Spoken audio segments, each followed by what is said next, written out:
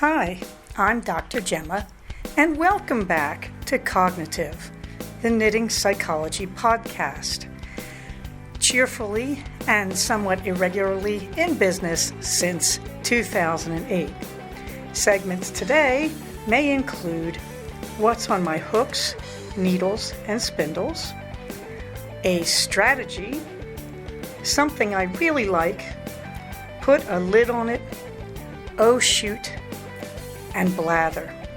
So sit back, put your feet up, pick up your knitting, crocheting, spinning, weaving, or dyeing, or any other yarny thing you're doing, and get ready to enjoy. Well, hello there, it's Dr. Gemma, and welcome to episode 188 of the newer series of the Cognitive Podcast. I am so glad to have you all along on this beautiful Sunday evening. This is, of course, June 23rd at 7:41 p.m. as I record this. Your comments are always welcome, especially since it's been very quiet over on the blog lately. But I have to admit, I've been kind of overwhelmed. And I don't know. It's summer, I guess, and we all have stuff to do. What can I say? But your comments are welcome, either on our group on Ravelry or on our blog at cognitivepodcast.blogspot.com. Warm thanks go to Julie, alias Battle Panda of Laser Sheep, who posted to reassure us in the CFR10 group, the information thread that is on Ravelry. She posted to tell us that she, that is Laser Sheep, and Oink have booked their rooms and they are building their stock to come to CFR10, which leads me to say that there is a link right under the warm thanks where I mention her in the show notes for CFR10, where it says all information is right here. You click on the blue here, and you will get to the information thread on Ravelry. Please feel free to read through the group and correct me if you think I've got anything astray there, because I do count on support from y'all and close reading and editing. These sign-up dates are now in the show notes. If you have ever attended a CFR, you are an automatic admit, and your sign-up begins on July 1st. But Gemma, this is June 23rd. Yeah, I know. Pretty exciting, isn't it? I should give you sign-up information, in fact, since you will be hearing this on June 29th. If you are new, sign-up starts on August 1st, 2024. When you sign up, you're going to contact me. That is easy enough, and I'm going to put in the show notes the link. And you're going to send me $30 on PayPal, and hopefully that will pay for the conference room. If we have overage, depending on how much we have, I will either refund some of it or I will funnel it into buying stuff from our vendors and raffling it at CFR, because that's how we roll. We are a not-for-profit retreat. Also, please note in the show notes, you can find a link that says book your group rate for Cognitive Fiber Retreat 2024. And the information is all there. We are certainly in the booking season.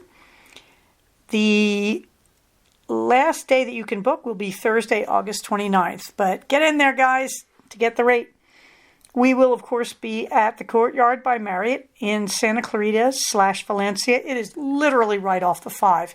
You could probably throw a rock onto the roof from the 5. It's that close. Please be aware that we always set up a bunch of group knitting patterns and projects.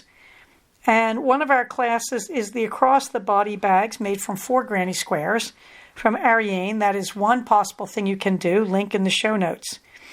Also, if you would like to wooble, you need a G-hook and size 4 yarn worsted weight. And there are links to the free woobles, the basic penguin or the basic chick. These are easy, but they will tell you how it's done. Oh, also, for the granny square bag, I'm going to try to remember to bring a template.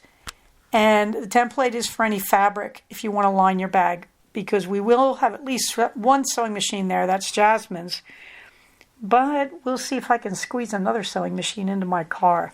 It might be very well worth it. But you don't have to do the lining. If you just get the pieces done and assemble the bag, we are going to be practically on top of both a Joann Fabrics and a Michaels. at the hotel, and you can make a quick run to either to get any supplies you want. But the basic bag, you don't have to line. You can just close it with a magnet, and you can just sew the strap right onto the ends. Okay, the other thing is, I haven't put it in here yet, and I need to, the Abbas cowl, which is a fantastic crocheted cowl. I believe I can't remember if I used a D or an F hook on that, but at any rate, that you can make from the mini skeins that we can trade. Anybody who wants to bring mini skeins. Also, don't forget, bring your spare yarn. There will be a table for yarn that people want to trade or give away. At the end of it, if you don't reclaim your yarn, I suspect we're going to be giving this to Jasmine Knitmore for her beginning group up in Northern California as she's teaching school kids. If she doesn't want it, believe me, I will find a way to donate it. No big problem. So it's getting exciting, guys. Yes. You know, this is June. Good Lord. July, August, September. We're 90 days out. Oh, God, I'm glad I was sitting down when I said that. We're 90 days out. I have to start looking into those goodie bags. Okay, meanwhile, what's on my hooks and needles? Well, I did finish Bao Bao the Panda Wooble. I, of course, am calling him Po Bao Bao because once you know Po, you know Po. I really liked doing this one. He made me think about the eyes on these double layer faces that some of the Woobles have. I've always tried to make the eyes go through the layer that is the eye patch or the eye oval, and then into the layer that is the body. And on Bao Bao, the designer says don't do that, basically says just put them through the eye patches, and then sew the eye patches so the eyes line up, work just fine. Bao Bao is a very fun make. I have to tell you, the one thing I didn't get, the ears did not come out the way they are pictured. They came out more like the ears on Walter the bear, the Walmart bear, the brown bear. And what I did was I just pulled them tight and folded them over because I liked the way they look in the picture. But anyway, Bao Bao is incredibly easy. Despite the eye patches, which may look like they're going to be complicated, they're not and he's not. That's one of the easier, pleasant Woobles, I have to say. Meanwhile, my husband is agitating, and so is my son, for more of the donuts, because we now have a coffee and donuts display on our dining room table, and they immediately looked at it and said, more donuts. There should be a pile of donuts around the cup of coffee. So I did another frosted donut, and so he is now originally named, in my indubitable style, Blue Frosty. I know. Can you believe it? How original. On blue, I decided this time to do the strips of icing instead of doing the sprinkles. And that was fun. First time I tried it on a donut, I didn't like the way it looked. But I actually liked the way Blue Frosty came out. Mainly because he looks different than the other two donuts I've made that have the sprinkles. The donuts are another really easy one. These are hacked. And this doesn't take much to do, as you can tell by looking at them. I usually make both pieces, top and bottom, in one evening. And then I spend an evening sewing it together and stuffing it, getting the eyes in it. And then you spend another evening getting the smile centered and getting the frosting or whatever on it. Very, very easy. In progress, well, the stash toss isn't moving because I'm just woobling, and these take up only a handful of yards of yarn. But I am plowing through those pounds of acrylic yarn that I bought at various times in my career, so I am kind of enjoying that. I'm not buying new yarn, in other words, and that makes me satisfied. So we're at 25 skeins in versus 47 out so far this year. Meanwhile, Maria Kaida, the Red Dragon, she is a Woobles kit. She's so close to done. That picture I put in there is kind of interesting because you can see the effects of lighting. The red in the wing is the exact same as the red in Maria, the Dragon. Why are they so different? It was just their lighting. But anyway, this weekend she got her scales and she got her arms.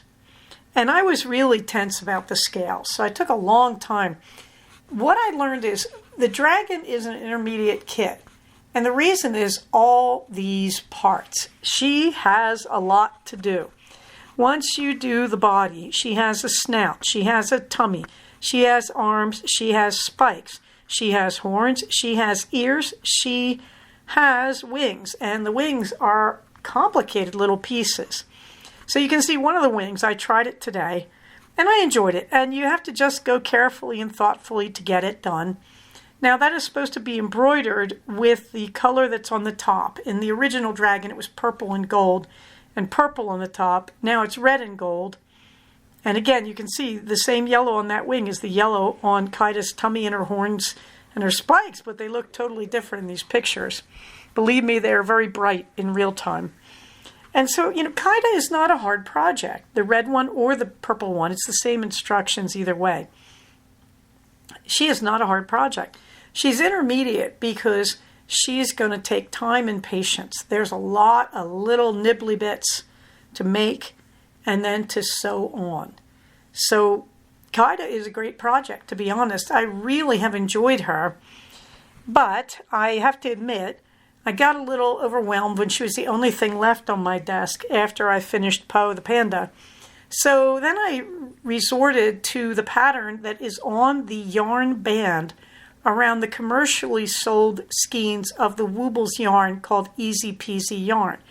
And that is Easy Peasy Lemon Squeezy, who is a lemon. Boy, this is the ultimate in easy. I mean, I just, sort of wumped out the lemon, the body of the lemon, with its eyes tonight. After this, you make a little bow and put it on the top, and you do 2 little stitches under her eyes that they call blush in pink. Just a little highlight along the eyes. I'm very tempted to put a smile on her, but at any rate, I quite like the Easy Peasy Lemon Squeezy, who I'm just calling Lemon Squeezy. This weekend, I had a sort of brainwave on the crochet Granny Square crossbody bag, the one that we will be making, if you'd like, in the class with Ariane. And on that one, I've been struggling with the strap because I kept looking at the strap on the wonderful bag that was made for me by our own Carmen last year. And I kept saying, that doesn't seem like a normal crochet stitch. And I think I mentioned last week, Carmen gave me links to how to make various parts of this. One of them was a strap. Well, it's in Tunisian. That's why it didn't look normal to me. Fortunately, I realized my sister gave me a full set of Tunisian hooks that she got on Amazon for me last Christmas. So I wanted to start that this weekend. And so far, I have not started it because I've been tangled up in a major clean the big bathroom project today and various other projects yesterday. But anyway, hopefully I will have that done. And when we get to the fiber retreat, I would say you might consider bringing along a G crochet hook, a 4.0. That is a Tunisian hook, but you can do it on a regular hook. In the video, I believe she's using a regular hook. The Lakeside cardigan, again, one of my plans was to lay it out last weekend and this weekend, haven't done it yet, and just assess where am I and what still needs to be done, because I believe I have enough blocks for it, and I just need to sew together the last blocks for the front and attach them and then start sewing together the long seams and then look at finishing things like ribbing. So, I just have not gotten myself to it, but I may this week, depending on how the jury duty goes. Vestuary, same thing. I would love to finish it. Got to sit down and finish it. No spinning this week, and so that takes us to a strategy. Well, most of the U.S. is in a heat wave right now, and I have to say, to my deep sympathies to our Islamic brothers and sisters. They're having a terrific heat wave in Saudi Arabia, and a lot of the pilgrims on Hajj are disappearing or dying in the heat. And I cannot say how deeply sad I feel about it. We're talking about deaths in the hundreds at this point. So if you can spare some good energy, prayer, or whatever you use, and also any kind of emergency relief fund, it is heartrending to see the families searching for them on various social media. So I thought, all right, meanwhile, last week I left you in the grip of suspense, wondering if we were going to evacuate for the fire. Well, no, that fire went up to 17,000 acres. Currently, it's about 80% contained, and it did not approach us, but we had some bad smoke days. So I thought this week I should talk about being heat wave and fire ready. Now, fire evacuation ready is about having a plan. And those of you who are in areas that burn, New Mexico, I'm really got you in my thoughts and prayers, folks. Washington State is having problems. All right, I will stop. The first thing about evacuation, in a sense, I'm feeling very smug because we live in a digital age, okay? So if you ever think you're going to have to evacuate your home, really, before you get to that place, sit down, scan in all your personal documents, get them digitized, put them on a disk drive, a handheld external disk drive. I cannot tell you the peace of mind. Since I did that last January through April, I was destroying old files from my practice that were now outdated. I cannot tell you the difference it makes to say we have one backup copy in a safe deposit box in our bank and the other one's sitting on the desk looking at me. And yes, I believe over the July 4th holiday, I will go to the bank. I will get that disk drive out of the safe deposit box, bring it home, and I will back everything up one more time and then put it back. So you need a second location for all your important papers and documents. Having done that, that means if we have to leave, they talk about the 5 Ps, people, pets, personal papers, whatever. But for us, it is simply, now that we have that backup, we have the crates for the pets. We know where they are. And we have the plan. It's very easy because the dogs are big. And my husband finished weed whacking. Well, he's weed whacking away on our 5 acres. But he's finished the area around our alpaca and our pony.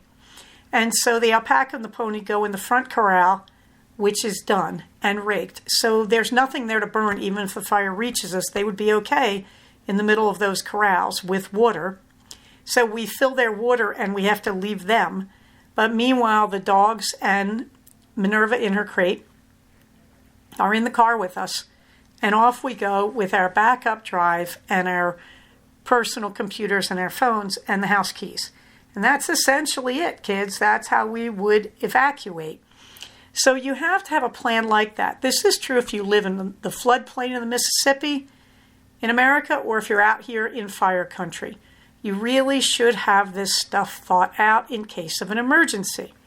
In the meantime, what about the heat waves? That's really what's affecting more of us right now. Well, I have to tell you, my first thing is always liquid. Everybody's going to have problems with hydration. So in Put a Lid on It, I have brought back the recipe that I gave you in, I believe, episode 164 for homemade Gatorade. It's called Ketorade. And it's basically, you can make this at home. It's healthy. It doesn't have artificial additives. And it gives you all the same things that Pedialyte or Gatorade are going to give you. Okay, you should have this recipe.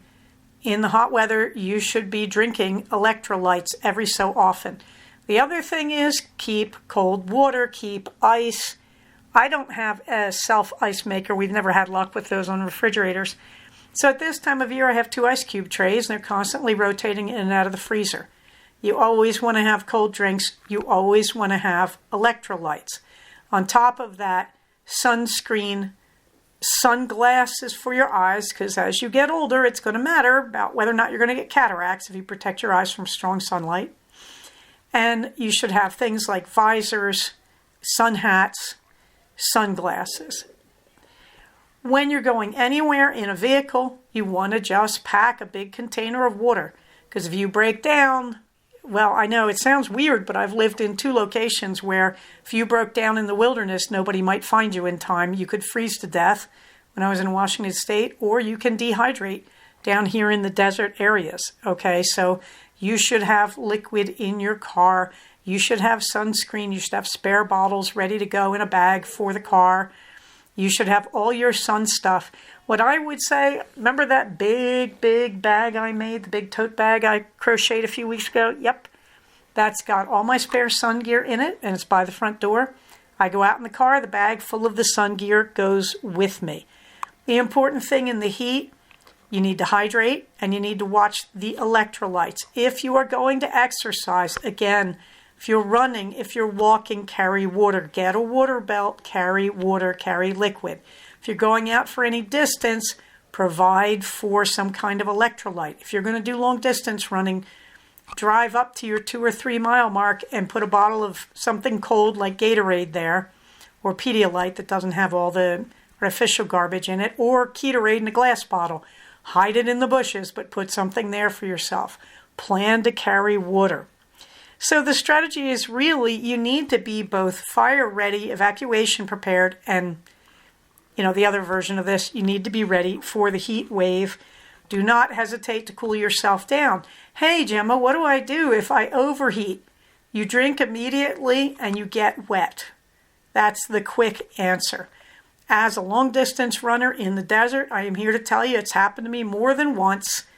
And certainly when I marathoned or half-marathoned, people literally would leave their hoses running out for us or have sprinklers running. And it's true, in a marathon, you get to a water station, you pour the water over your head, and then you drink some.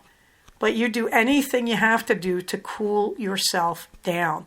So if you see somebody and they're overloaded on the heat, you get them to sit still and you get them to drink water and you pour water over them if you can do it to cool them.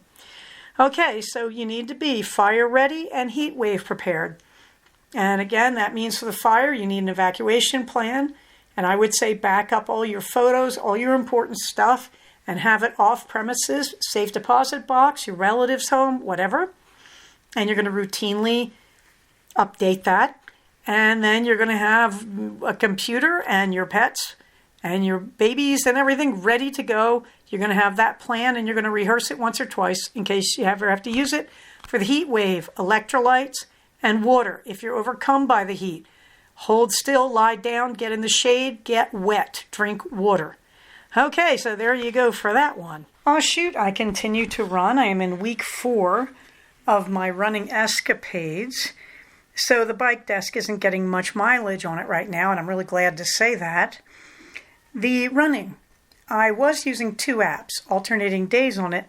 I now have a 3rd app, so that's slowing everything down a little bit, which is great. Because having 3 apps, each one takes 3 days a week. So basically I have 9 days per week in my running apps now. I'm very happy about that because I can't figure out where I'm getting the stamina to run every day. And I'm not running injured, which is amazing. I'm just having a great time out there. And I'm doing about 2 miles, but not all of it is running. It's more like run 5 minutes, walk 30 seconds to a minute. Some of it. A lot of odd variations. I'm not going to describe them all. One is a couch to 5K program. The other 2 are couch to 10K, but they take very different approaches. I just was looking at the Zombies Run 0 to 5K, which is a really interesting approach because they have you stop and do things like leg lifts in the middle of your runs. And I'm looking at that going, I don't know if I want to integrate that because that's just plain weird. But at any rate, the variation is good. It's kind of slowing me down because I don't want to increase quite as quickly as I've been increasing in such a short time because I am really enjoying running every day. And that means I've got to be really gradual. Usually in the past, I have taken days off. I've alternated days, like running Monday, Wednesday, Friday, and then a short run Saturday and a long run Sunday, something like that. I'm not even doing that. However, the heat wave is deeply interfering lately, so I've had to bike a little bit. But there you go. I am in week 4, and I'm very happy about that. In the fluffy books, I am not particularly reading anything. I'm sort of finishing books I've already mentioned, but I'm not reading a whole heck of a lot because too much other stuff has been going on, which I'll talk about in the blather. But everything is good. No panic there. Something I really like, I found these from a company called Big B, Little B online. These are silicone clamshells. That is, these are the takeaway boxes that you get at restaurants. You know, the sort of big flat boxes, not the little Chinese restaurant with the wire handle type boxes. And I have one of these for a long time. I've wanted something like this. And the soft shell extra large is what they're called, I believe, by a company called Big B and then Lil, L-I-L-B. And I have to tell you, I ordered a set of 4 of these. They were fantastic. We have them. We're in love with them. First of all, they came with a free scrubby, which you can use on small children or dishes, they say. And they came with a rope bag so that you have something to carry them in yourself, which I keep forgetting to take with us. And then you can see pictures of various aspects. First of all, they come in those plastic wrappers. Those plastic wrappers are biodegradable. Wow. Second, why these instead of Tupperware? The lids are connected and they have a sliding lock and sealing corners, so I am not worried about leakage. These things have been wonderful. We've been taking them to our Friday night Mexican dinners and really, really liking them. The link is in the show notes under the word clamshells. I give these a really high rating. I've been extremely happy. And I just think the idea that we just wash these and then I put them in the rope bag and I put them in my car. And they're silicone. They're not going to fall apart in the heat. But I don't leave them in the car. I have to admit, I keep them by the front door. We have a bin by the front door for things that routinely go to the car with us. So these are the soft shell XLs, but they have different sizes. These are the clam shells for takeaway foods from Big B, Little B. And I am just a fan, and they come with a lot of little, pardon the expression, freebies.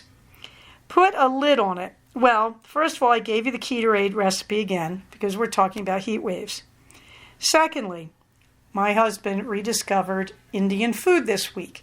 He and my son were wandering the highways and byways of Santa Clarita when they realized there's a really good Indian grocery that just moved into bigger quarters. It used to be well set back from one of the main roads.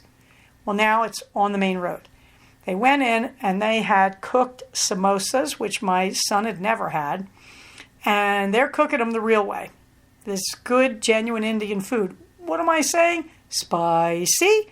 If you're an American, the average American who's not adjusted to hot foods, Indian food's gonna be incendiary. Anyway, my beloved brought home all these powdered chai teas that he's just having a great time with, and they're unsweetened. And he brought home pickle. Oh my Lord, how I love Indian pickles. He brought home carrot pickle. I'm drooling. Eggplant pickle, which is a little sweeter than the others, but that's still wonderful sourness.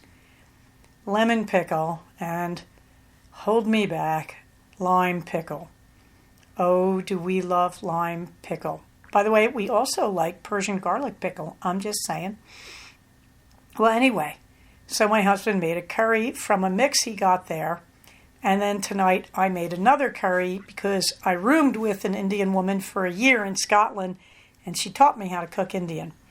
We have been wigging out on curry and on the pickles. Now,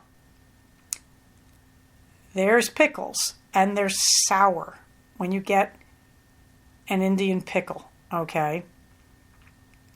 There is a different type of condiment called chutney that is usually sweet, although there are sour chutneys. So keep clear in your head, we're talking about sour pickles. Even the brinjal, even the aubergine, the eggplant, it has sweetness to it, but it is sour along with it. The lime and the lemon, well, I'm still trying to pry apart the walls of my mouth. They're so sour. I have to admit it. We were eating almost equal parts pickle with our curry. We were so happy. So put a lid on it. We've been rediscovering Indian pickles. Now, I don't eat chutneys anymore because they have sugar and I'm diabetic. The pickles may, some of them. Certainly, I wonder if the eggplant, the aubergine pickle has it. I don't know, but I've sure been happy. Okay. Meanwhile, the blather. Jury duty starts tomorrow. I called in on Friday night, and I do not need to report tomorrow. I'm hoping that I got lucky, that I'm picking the week between Juneteenth, now a federal holiday, and July 4th. So I'm thinking, oh yes, please, let everybody have just taken all that time off because they could get 2 days free as paid holidays. By the way, this reminds me to say happy Juneteenth. What a privilege to finally be able to say that, to know that's a federal holiday. Hooray! Because, I think it's kind of important that as Americans we celebrate when we stopped being brutal idiots to other Americans who didn't come here voluntarily. Speaking as an immigrant's grandchild, a lot of us weren't here voluntarily. We were here because we were impoverished or there was a famine or whatever in our home countries. But it ain't the same as being brought over in chains, okay? And it ain't the same if you are of a line of people who, even though some people from your native continent were enslaved, you somehow were not, but you always had that risk, and you're all getting treated as though you were all slaves, okay? So let's not be daft here. The fact that Americans finally grew up and recognized what a horror they had committed and the way they had victimized their country people, we should celebrate it. Yes, we should. So happy Juneteenth. I'm glad America grew up. Now, if only we could, revisit some of that knowledge. All right. At any rate, so I have jury duty. I have to call in Monday night and see if I'm going to have to report. I'm really hoping not, but at least I'm not losing all the days of work this week. I'm really burnt out a bit. I'm really looking forward to 4 days off on the July 4th holiday.